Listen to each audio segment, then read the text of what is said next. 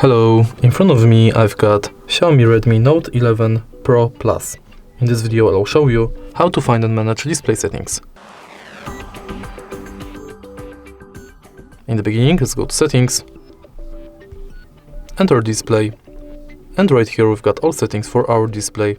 Let's start with the top of the list, where you can change between light and dark mode. You can schedule the dark mode between sunset to sunrise or custom. Change brightness level of the display manually via automatic brightness, or you can enable sunlight mode. Next, you can turn on reading mode, select it between classic or paper, or schedule it.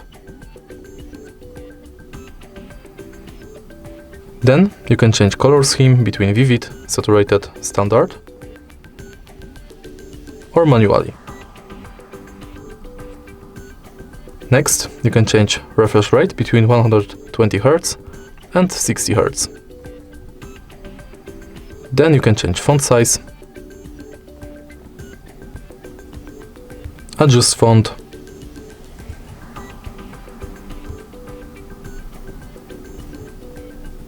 text size, manage when device is in VR to reduce blur or reduce flicker,